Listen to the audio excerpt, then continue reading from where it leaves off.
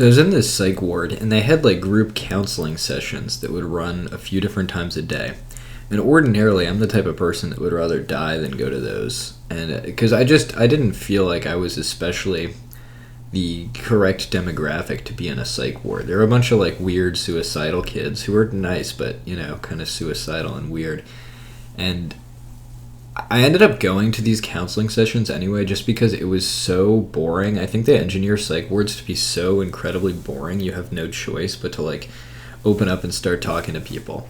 And I'm kind of glad I did, because I learned some pretty interesting stuff about psychology and how we think. So there's this one counselor guy who's like an old guy with a mustache, and he said, yeah, I used to have severe ADHD. Like, I could not sit still, thoughts racing constantly. And over the course of a few years through meditation, I was able to completely calm my thoughts and stop like being frantic and have the ability to sit still and like think about one thing very closely. And I don't know, maybe it was because I was just like super interested in everything during that time period, but I was very, and still am very open to like less traditional thinking about ADHD. And a lot of really smart people are introspective, like they think about the way they think. They have kind of meta thinking abilities. Like Jonathan Blow has talked about this a little bit, where you can recognize your own thoughts and kind of recognize the patterns and treat yourself less as your thoughts and more as an observer of your thoughts. Your thoughts are only like a small part of what makes you you. And there's a bunch of kind of meta thinking, and it's a little bit like Buddhism-y, a little bit like introspection, meditation-y, kind of woo-woo kind of science, but also not that accepted. And that's when I stopped taking Adderall, I don't know, like a month and a half ago, because, I don't know, it actually didn't help me all that much. Adderall, I think, can be incredibly helpful for people that have a lot of trouble with like executive function, like doing their laundry and chores and stuff, but I never really had that much of a problem with that. It was just like sitting down and reading technical documentation or something I didn't want to do. But if you think about it, it's like the most natural thing in the world to not want to read technical documentation. I mean, it's boring as fuck. Like, it's a completely abstract, completely removed from any caveman desires, like eating food or not being cold. You're looking at Unix pipes, like the output of one tool is the input of another tool. Like, how could anyone pay attention to that naturally? The thing is, you can pay attention to that because there are people who have written entire operating systems and have lived in worlds of incredible abstraction. But it's about like building the endurance to be able to do that. And Adderall doesn't help you build the endurance, it just makes it a little bit easier initially. But it's like kind of cheating your way to focusing. It didn't, to me, feel like it was real focus. It felt just like a Band-Aid on top of the issue of me not wanting to do these things because they're just not natural to do. But hearing about this counselor, the reason I brought this up in this psych ward is like, I realized that everything is kind of a skill that you can practice, no matter how like infeasible it seems to just override the conditions of ADHD. I think it is possible. It just takes a really long time. Like, if you just continue to sit still over and over again, eventually your brain is going to kind of learn, like, there's no point in being fidgety and jittery and having my mind run in circles. Like, this guy is just sitting here reading all day, every day. There's, like, you can very slowly kind of condition yourself towards the behavior you want. It just could take, like, a long time. Like, this guy said it took him 5 years or something to fully get, like, calmed down. And, I don't know, I consider it also like ADHD is not a new thing. It's been going on for a very, very long time. I mean, it wouldn't make sense for it to just pop out of the blue. And people in the past with ADHD have had no problem like reading really dense books, and a lot of like academics have ADHD. And so I think a lot more cases now, I didn't want to believe this at first, of ADHD are really just people like being on social media and stuff, and that's what's destroying your attention span. Because it's like one thing is like they're reading a book and watching TikTok, like one of those is engineered to keep your attention for as long as possible, and the other one is just like, I don't know, a piece of paper. It's both like abstract fake information, but one is like designed to appeal to all your primal senses, and the other one is just kind of not interesting at all.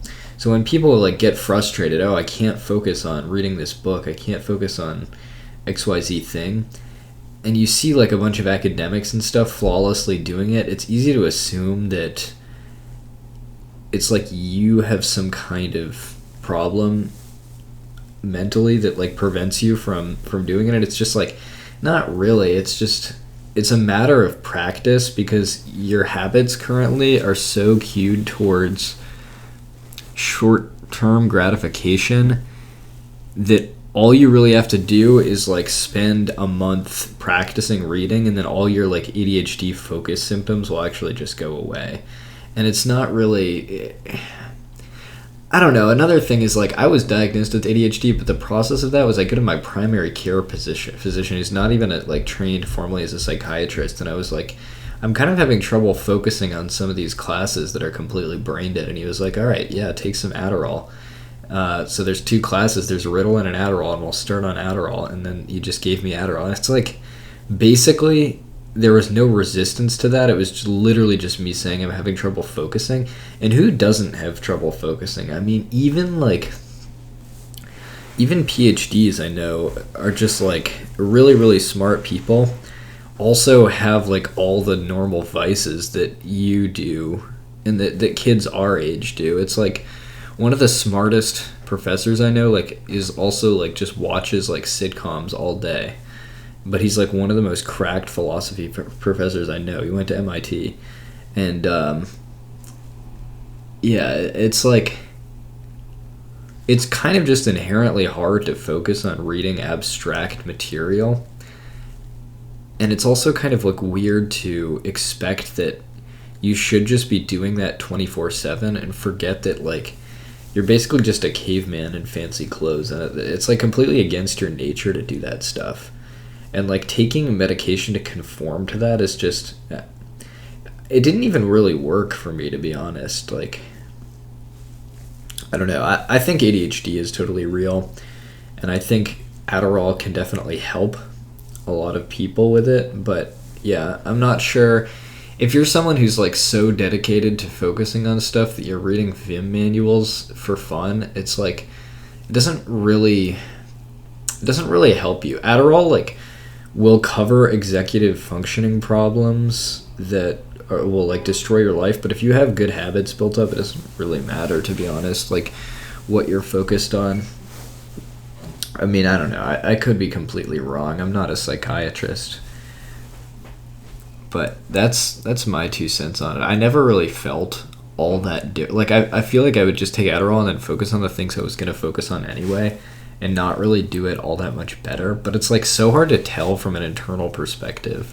I don't know, I trust my own judgment like less and less as I grow up. I think I'm incredibly biased, easy to manipulate, emotional, and yeah, it's kind of tough to be grounded when you start to realize like how much everything you think is kind of just influenced by other people's thinking and actions. It's like, who even are you? You're just a reflection of other people's desires and stuff. Yeah, man, I'm going through it existentially. There's a lot of existential questions that kind of bother me at the moment. I think I've been reading too much. Yeah. I don't know, that's my thoughts on Adderall. I just think it's like a thing you can practice your way out of if you have enough time and discipline, and a lot of its effects are kind of overblown. It's just like an engineered problem, or it's like an engineered solution to a problem that's like not even really that big of a problem. I don't know. I really, the more I think about it, the less I feel qualified to even say that, because I'm like a case study of one, and I probably don't have ADHD, or maybe I do. I don't know. I exhibit some of the symptoms. It's like, how do you even know? And how do you even know whether or not to take this medication? And like, maybe it didn't help for me, but like maybe Ritalin would have, you know? Like a Ritalin based one. And like, what if that had changed my life completely? But yeah, I'm really not sure. I don't know. The burnout continues, but I think it's slowly getting better. I'm not sure. I'll catch you next time.